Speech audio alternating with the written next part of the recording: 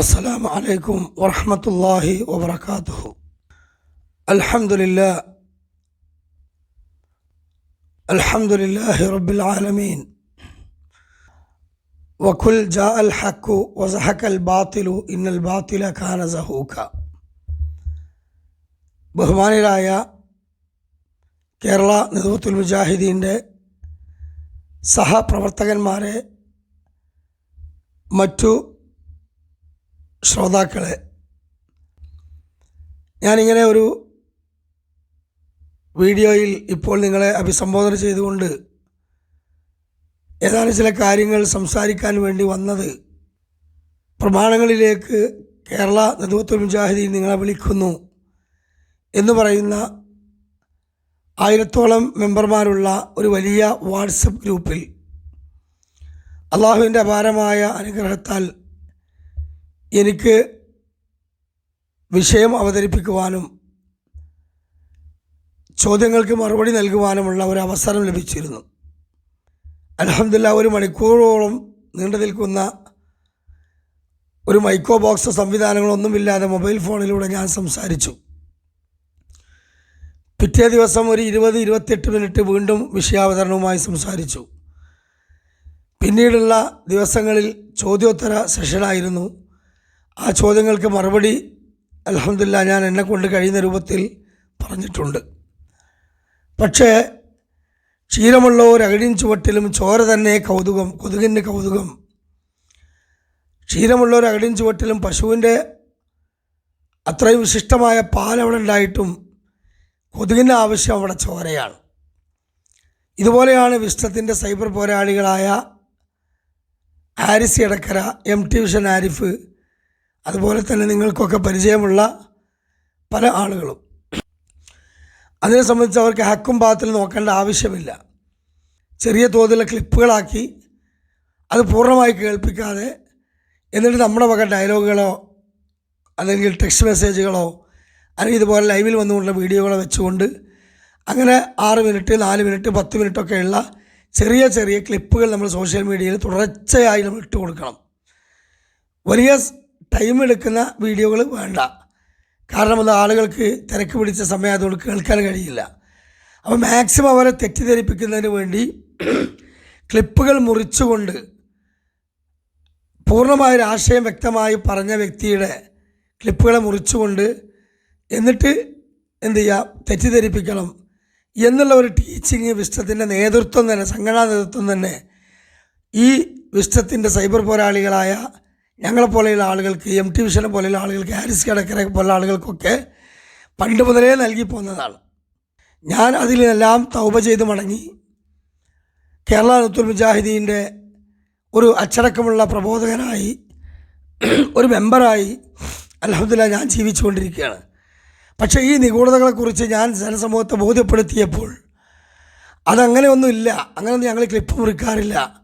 ഒരു ക്ലിപ്പ് അങ്ങനെ മുറിച്ച് സാഹചര്യം തെളിയിക്കാൻ പറ്റുമോ എന്ന് നമ്മുടെ MT വിഷൻ ആരിഫ് എന്ന വിശ്വത്തിൻ്റെ മീഡിയ, അതിൻ്റെ ഡയറക്ടർ, അവൻ്റെ കുറേ സൈബർ പോരാളികളായ ഈ ആരിസ് എടക്കര പോലുള്ള കുഞ്ഞാടുകളൊക്കെ വെല്ലുവിളിച്ചിരുന്നു. MT വിഷൻ ഡോക്യുമെന്ററികൾ ഇറക്കിയിട്ടുണ്ട്. ഇവിടുത്തെ ഇസ്ലാഹി പ്രഭാഷകരുടെ പരസ്പര വൈരുദ്ധ്യങ്ങളും അതുപോലെ മുമ്പ് പ്രസംഗിച്ചതൊക്കെ നമ്മൾ കോർത്തിണക്കി ഡോക്യുമെന്ററികൾ ഇറക്കിയിട്ടുണ്ട്. അതിൽ നിങ്ങളൊരു പക്ഷേ നിങ്ങൾ അതിൽ നിന്ന് എടുത്തുകൊണ്ട് നിങ്ങൾ പ്രഭാഷണം നടത്തിയിട്ടുണ്ട്.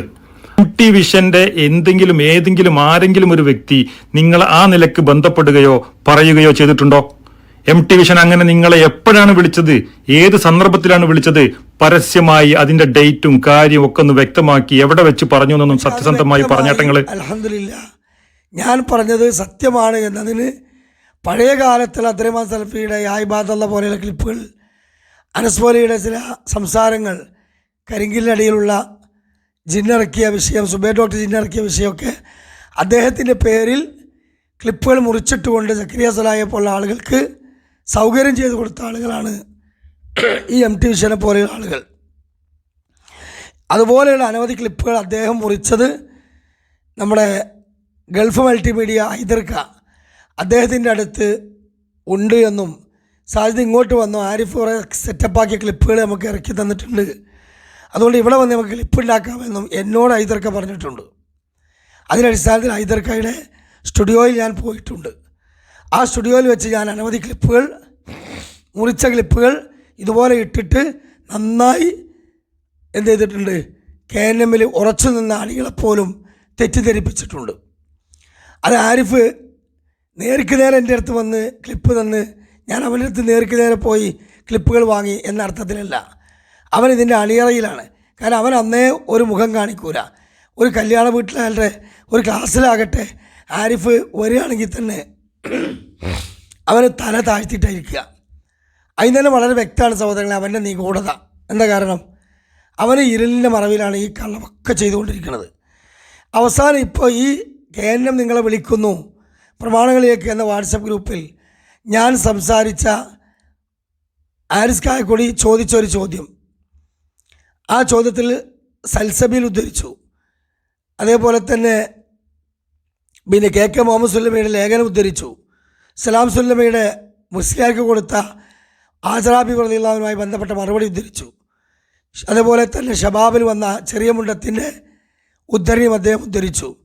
എന്നിട്ട് അദ്ദേഹം അതിൻ്റെ മറപിടിച്ചുകൊണ്ട് ഇസ്ലാമിക് മാസികയിൽ ജബ്ബാർ മൗലവി എഴുതിയതിൽ എന്ത് ശിർക്കാണുള്ളത്, ഇതിന് വിരുദ്ധമായിട്ട് എന്താ ജബ്ബാർ മൗലവി പറഞ്ഞത് എന്ന് ചോദിച്ചപ്പോൾ ഞാൻ ആ വാറോല ഹദീസ് വിശദീകരിക്കുന്നതിന് മുമ്പ് ഞാൻ പറഞ്ഞു, മുജാഹിദ് പ്രസ്ഥാനത്തിൻ്റെ നിലപാട് വാറോല ഹദീസാണ്, അത് അതിൻ്റെ തോട്ടുകൾ എറിയലാണ്. അസ്സലാമു അലൈക്കും വറഹ്മത്തുള്ളാഹി. മാഷാ അല്ലാഹ്, നമ്മുടെ ഇടക്കര ആരിസാണ് ഇപ്പോൾ രണ്ടാമത്തെ ചോദ്യം എന്ന് ചോദിച്ചിട്ടുള്ളത്. 100 കൊല്ലത്തെ ഇസ്ലാമിക പ്രസ്ഥാനത്തിലെ പാരമ്പര്യത്തിലെ തൗഹീദ് ഒരിക്കലും തകർക്കാൻ കഴിയാത്തതായിരുന്നു. പക്ഷെ ആ തൗഹീദിനെ ചോദ്യം ചെയ്യാൻ സമസ്തക്കാർക്കും അതുപോലെ തന്നെ മറ്റുള്ള ആളുകൾക്കും പിന്നീട് 2002 വളർന്നുപോയ മർക്കസ് ദാവക്കാർക്കൊക്കെ അവസരം ഉണ്ടാക്കി കൊടുത്ത ഒരു വ്യക്തിയാണ് ജബ്ബാർ മൗലവി. അദ്ദേഹം ഇസ്ലാം മാസികയിൽ അമ്പലക്കടവ് അമീദ് ഫൈസിക്ക് മറുപടി നൽകിയ സമയത്ത് അദ്ദേഹത്തിന്റെ തലച്ചോറിൽ ഉദിച്ച, അല്ലെങ്കിൽ അദ്ദേഹം എവിടുന്നോ വായിച്ച ഖുർആൻ കൊണ്ട് സുന്നത്ത് കൊണ്ട് ഒരിക്കൽ പോലും ക്ലാരിഫിക്കേഷൻ ചെയ്യാൻ പറ്റാത്ത ഒരു കായിക, ഒരു സിദ്ധാന്തം അദ്ദേഹം രൂപപ്പെടുത്തി. അത് ഇബാദല്ലാഹ് എന്ന ദുർബല ഹദീസിന്റെ അടിസ്ഥാനത്തിലല്ല എന്ന് അദ്ദേഹം തന്നെ അഭിമുഖത്തിൽ വ്യക്തമാക്കിയിട്ടുമുണ്ട്. അപ്പോൾ അതുകൊണ്ട് ഇസ്ലാം മാസികയും ഇബാദത്തെയും കൂട്ടിക്കുഴയ്ക്കാൻ ആരും ശ്രമിക്കരുത്. അത് വേറെ, ഇത് വേറെ, അത് രണ്ടും രണ്ടാണ്. ഇത് വണ്ടി ഇടിച്ച് ചത്ത ഒരു പൂരിക്കുട്ടനെ കൊണ്ടുപോയിട്ട് പിന്നെ ബിസ്മില്ലി അറുത്തിട്ട് അതുകൊണ്ട് കുറുമുണ്ടാക്കി തിന്നാൻ പറ്റുമല്ലേ എന്ന് ചോദിക്കുന്നേക്കാൾ വലിയ പൊട്ടത്തരാണ്. ഏത് ഈ ആരിസ് ചോദിച്ച ദുർബല ഹദീസ്, അത് തോട്ടിക്ക് വലിച്ചെറിയുന്ന കാര്യമാണ്.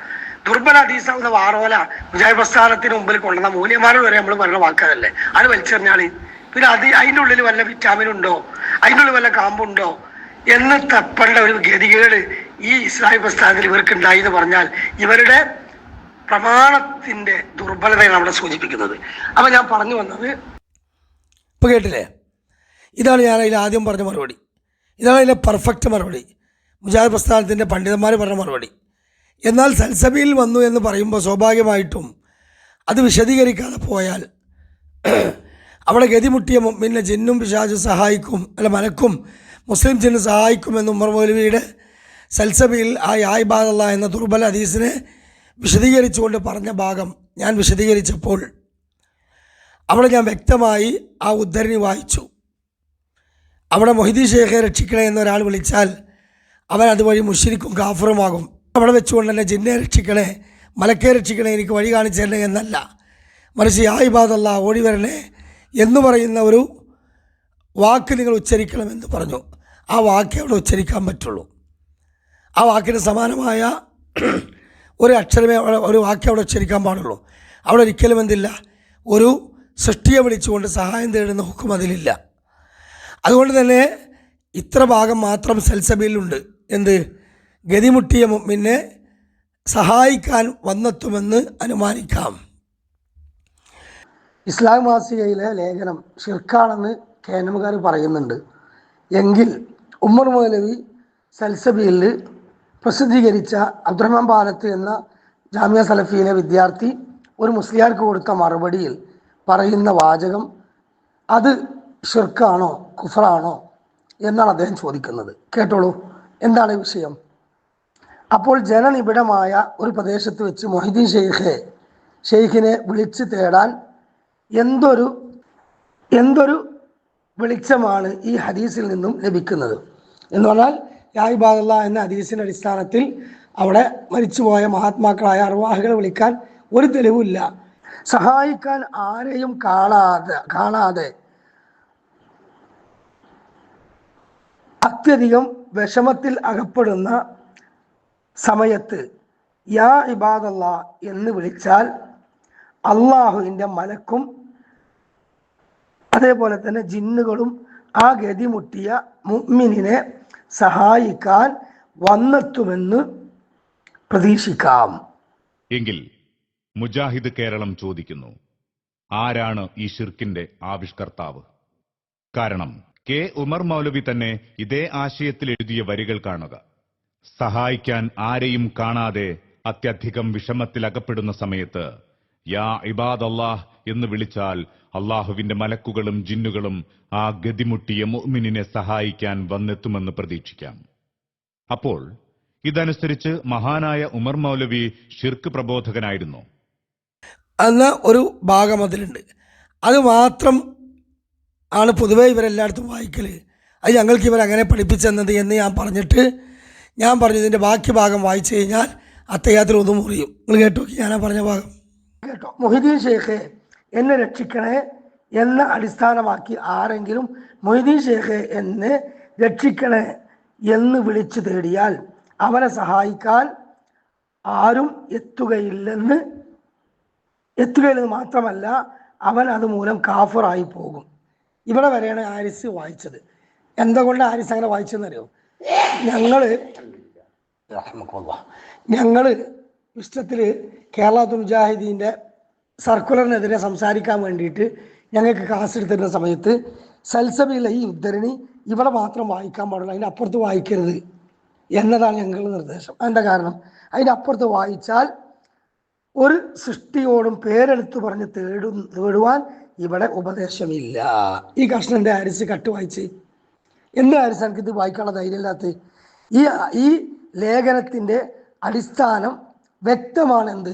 ഇവിടെ ജിന്നുകളോടും മലക്കുകളോടും ഭൗതികമായൊരു സഹായമാകട്ടെ ആത്മീയമായൊരു സഹായമാകട്ടെ അത് ചോദിക്കാൻ ഈ ഹദീസിൽ തെളിവില്ല. ഉമർ വലിയുടെ സൽസബിയിൽ അബ്ദുറഹ്മാൻ പാലത്ത് എഴുതിയാലും തെളിവില്ല. പിന്നെ എന്തിനാണ് ഇത് കൊണ്ടുവന്നത്? ഇവിടെ എന്താ പറയുന്നത്? ഒരു സൃഷ്ടിയുടെയും പേരെടുത്ത് പറഞ്ഞ് തേടുവാൻ ഇവിടെ ഉപദേശമില്ല. അപ്പോൾ അവിടെ സൃഷ്ടിയുടെ പേരെടുത്ത് തേടിയാൽ തൊട്ട് മുമ്പ് പറഞ്ഞില്ലേ എന്ത്? മൊയ്തീൻ ഷേഖെ എന്നെ രക്ഷിക്കണേ എന്ന് വിളിച്ചു തേടിയാൽ അവനെ സഹായിക്കാൻ ആരും എത്തുകയില്ല എന്ന് മാത്രമല്ല, അവൻ അതുമൂലം കാഫറാവുകയും ചെയ്യും. അതേപോലെ അവിടെ ഒരാൾ ജിന്നേനെ രക്ഷിക്കണേ മലക്കേനെ രക്ഷിക്കണേ എന്ന് തേടിയാൽ അതുപോലെ അവനും കാഫറാവും നമ്മൾ പോലെ എഴുതിയത്. അപ്പം ജബ്ബാർ വലിയുടെ ലേഖനപ്രകാരം സഹോദരങ്ങളെ അവിടെ ഷിർക്കാണെന്ന് വ്യക്തമായി. സൽസബില്ലോ ഷിർക്കിൻ്റെ പരാമർശമില്ല. ഇനി രണ്ടാമത്തെ മൊയ്തീൻ ഷേഖിനെ വിളിച്ചാൽ അവിടെ സഹായം തേടിയാൽ എത്തുകയില്ല എന്ന് പറയാൻ കാരണം എന്താ? മൊയ്തീൻ ഷേഖ് ആലമുൽ ഗൈബിലാണ്, അദ്ദേഹത്തിൻ്റെ ആത്മാവ് ആലമുൽ ഗൈബിലാണ്. ആലമുൽ ഗൈബിൽ നിന്ന് മൊയ്തീൻ ഷേഖിന് ഒരിക്കലും നമ്മളെ വിളി കേട്ട് നമ്മളെ ഇങ്ങോട്ട് വന്ന് സഹായിക്കാൻ കഴിയില്ല. ഇതുപോലെ മലക്കൾക്ക് കഴിയില്ല, ജിന്നുകൾക്ക് കഴിയില്ല. എന്താ കാരണം? ഇൻ തദ്ഊഹും ലാ യസ്മഊ ദുആഅക്കും വലൗ സമിഉ മസ്തജാബു ലക്കും വ്യക്തമാക്കി കഴിഞ്ഞു. അപ്പോൾ അല്ലാഹു തആല മസ്തജാബു ലക്ക് എന്ന് പറഞ്ഞ ആ ഒരു കൃത്യമായ ആദർശത്തെ മറികടന്നുകൊണ്ടാണ് ജബ്ബാർ മൗലവി ഒരു പുതിയ കായിക ഉണ്ടാക്കിയത്. അത് ദുർബല ഹദീസിൻ്റെ അടിസ്ഥാനത്തിലല്ല.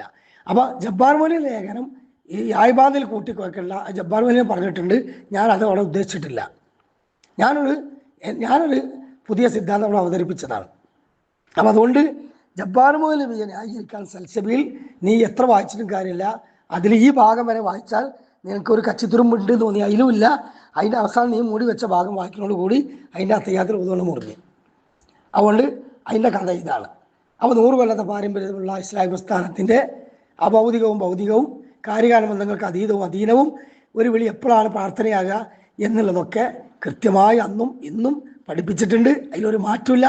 മാറ്റം വരുത്തിയത് 2007 മുതൽ ജബ്ബാർ മൗലവിയാണ്. അതിനെ ജമിയത്തുൽ ഉലമ കൃത്യമായി തീരുമാനമെടുത്തപ്പോൾ അതിൽ നിന്ന് ഇറങ്ങിപ്പോയി പുറത്താക്കപ്പെട്ട വിഭാഗമാണ് ഇപ്പോൾ അതിൽ മാറ്റം വരുത്തിക്കൊണ്ടിരിക്കുന്നത്. അതല്ലാതെ KNM അല്ല. ഞാൻ അതുകൊണ്ടാണ് ബോധ്യപ്പെട്ടപ്പോൾ തിരിച്ചു മടങ്ങിയത്. അള്ളാഹു മനസ്സിലാക്കാനുള്ള തൗഫീഖ് നൽകുമാറാകട്ടെ. കേട്ടില്ലേ? ഇതാണ് ഞാൻ പറഞ്ഞത്. എന്ത് എന്തിനാണ് ഹാരിസേ നീ ചോദിച്ച സമയത്ത് ഈ ഭാഗം മുറിച്ച് വെച്ചത്? എന്തിനാണ് MT വിഷൻകാരാ ഈ ഭാഗം എൻ്റെ സംസാരത്തിൽ നീ വെട്ടിമാറ്റിയത്?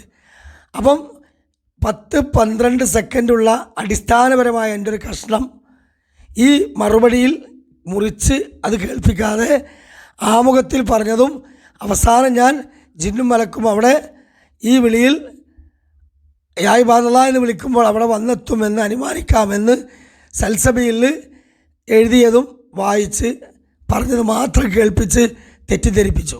ബാക്കി ഭാഗം കേട്ട് കഴിഞ്ഞാൽ ഇവരുടെ കള്ളത്തരം ബോധ്യവും. അപ്പോൾ ഇവരെ സംബന്ധിച്ചിടത്തോളം സ്വന്തം മകൻ മരിച്ചാലും വേണ്ടിയില്ല, മരുമകളുടെ 2 തുള്ളി കണ്ണീര് കാണണമെന്ന ദുഷ്ടയായ അമ്മായിമ്മയുടെ ചിന്തയാണ് ഈ ആരിഫിനും ഈ ആരിസിനും വിശ്വത്തിൻ്റെ സൈബർ പോരാളികൾക്കും അവരുടെ നേതാക്കന്മാർക്കൊക്കെ ഉള്ളൂ. പ്രസംഗത്തിന് സന്ദർഭത്തിന് അടർത്തിയെടുത്തതാണ്. അത് നിങ്ങൾ ആദ്യം ഒന്ന് കേൾക്കുക, എന്നിട്ട് ഞാൻ പറഞ്ഞുതരാം അയാൾ കാണിച്ച കൃത്രിമം മനസ്സിലാക്കാൻ. അയാൾ തന്നെ പറയുന്നത് സെൽഫി പറഞ്ഞാലും പുരുഷന്മാരും അത് സ്വീകരിച്ചു, സഹാബാ കിറാമിന്റെ ഭാര്യമാരും അത് അംഗീകരിച്ചു. വസ്ത്രം മുഴുവൻ കൃത്യമായി ഇസ്ലാമിന്റെ വേഷം ധരിക്കണം. പറഞ്ഞാലും പുരുഷന്മാരും അത് സ്വീകരിച്ചു, സഹാബാ കിറാമിന്റെ ഭാര്യമാരും അത് അംഗീകരിച്ചു. വസ്ത്രം മുഴുവൻ കൃത്യമായി ഇസ്ലാമിന്റെ വേഷം ധരിക്കണം. അവിടെ എത്തുമ്പോ ഇസ്ലാമിന്റെ വേഷം ധരിക്കണം. കണ്ടോ, അവിടെ എത്തുമ്പോ ഇസ്ലാമിന്റെ വേഷം ധരിക്കണം എന്ന് പറഞ്ഞിട്ട് സലഫി തലമറക്കലിന്റെ കാര്യം പറയണമെന്നല്ലേ തെറ്റിദ്ധരിപ്പിച്ചത്? അയാൾ കേൾപ്പിച്ച അതേ CD-യിൽ തന്നെ ശ്രദ്ധിച്ചു കേട്ടാൽ അയാൾ ആ ക്ലിപ്പിന്ന് മുറിച്ചെടുത്ത ഭാഗം, CD-യിൽ നിന്ന് മുറിച്ചെടുത്ത ഭാഗം നിൽക്കുന്നിടത്ത് അള്ളാഹു ഒരു വലിയ ഒരു പ്രത്യേക ഞാമത്താണ് നിങ്ങൾ കൂട്ടിക്കോളൂ. മുൻകൈ എന്നുള്ളൊരു 3 കേൾക്കാൻ സാധിക്കുന്നത് അവിടെ മൂപ്പര് കട്ടിയത്. ഞാൻ സ്ത്രീകളുടെ വേഷ പറയുന്നത്, ഇയാൾ അത് എന്റെ തലമറക്കലായി ചിത്രീകരിച്ചു.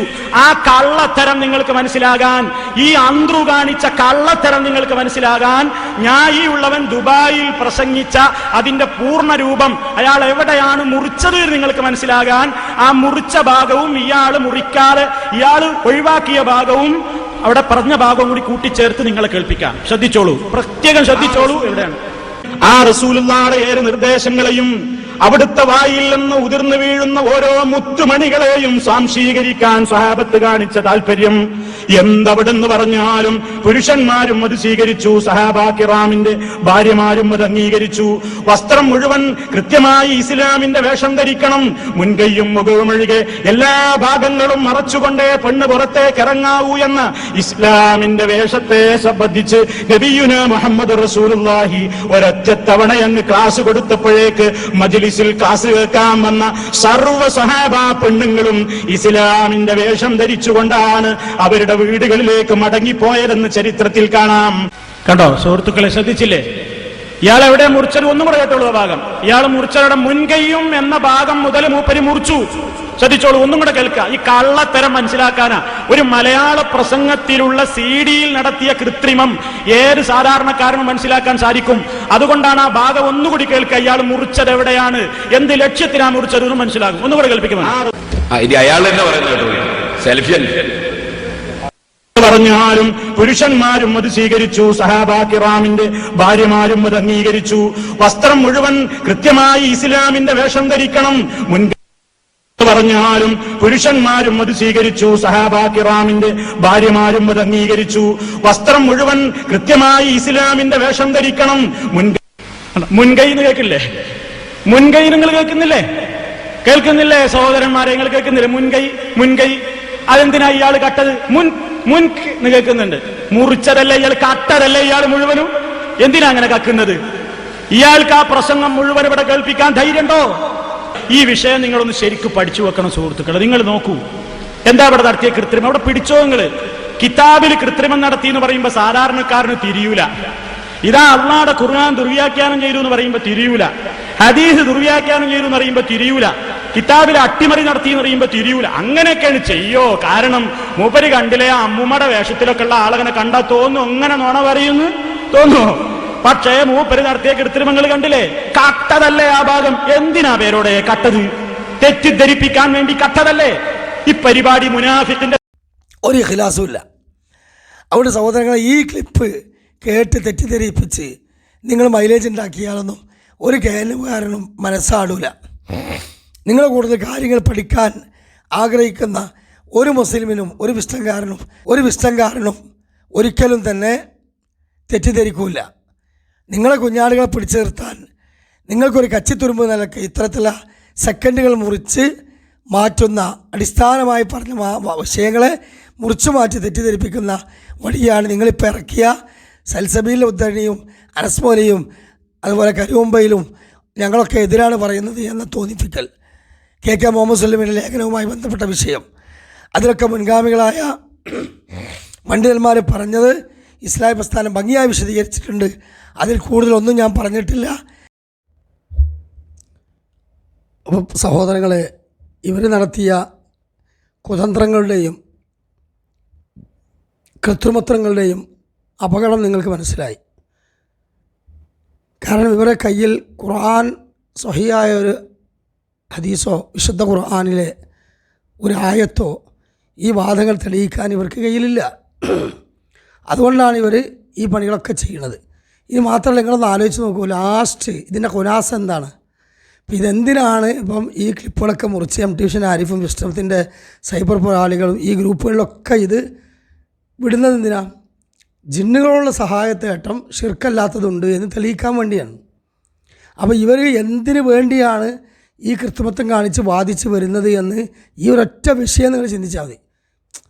മുജാഹിദ് പക്ഷത്ത് നിൽക്കുന്ന കേരളത്തിൽ മുജാഹിദിൻ്റെ ആളുകൾ അള്ളാഹുവിലേക്കാണ് വിളിക്കുന്നത്, റബ്ബിൻ്റെ മഹത്വം പറയാനാണ്.